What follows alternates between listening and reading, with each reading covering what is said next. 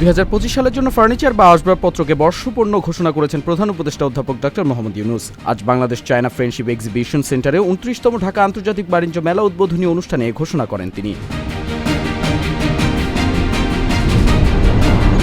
ভারতীয় সংবাদ মাধ্যম জি নিউজের ডিএনএ এক্সক্লুসিভ বাংলাদেশে মোহাম্মদ ইউনূসের কথিত অপারেশন অক্টোপাস বিশ্লেষণ শিরোনামে সাম্প্রতিক প্রতিবেদনটি সম্পূর্ণ মিথ্যা এবং বানোয়াট জানিয়েছেন প্রধান উপদেষ্টার প্রেস উইং। আজ প্রেস উইংয়ের Facebook page CA press wing ফ্যাক্টসে এ তথ্য জানায়। জাতীয় শিক্ষাক্রম ও পাঠ্যপুস্তক বোর্ডের অধীন শিক্ষার্থীদের জন্য বিনামূল্যের বই এখন থেকে আর বিদেশে ছাপানো হবে না জানিয়েছেন শিক্ষা উপদেষ্টা ওয়াহিদুজ্জামান মাহমুদ। আজ পাঠ্য বইয়ের অনলাইন ভার্সন উদ্বোধনী অনুষ্ঠানে এসব কথা জানান তিনি। আগে সংস্কার পরে নির্বাচনে কোনো অর্থ বহন করে না, মন্তব্য বিএনপির স্থায়ী কমিটির সদস্য মঈন খানের। সংস্কার একটি ধারাবাহিক প্রক্রিয়া, সংস্কারের সঙ্গে নির্বাচনী প্রস্তুতিও চলতে হবে।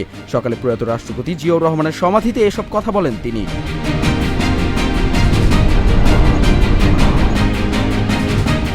রাজধানীর কামরাঙ্গীরচর থানার 2 মামলায় সাবেক খাদ্যমন্ত্রী কামরুল ইসলামের 4 দিনের রিমান্ড মঞ্জুর করেছেন আদালত। আজ ঢাকার মেট্রোপলিটন ম্যাজিস্ট্রেট বেলাল হোসেন এই আদেশ দেন।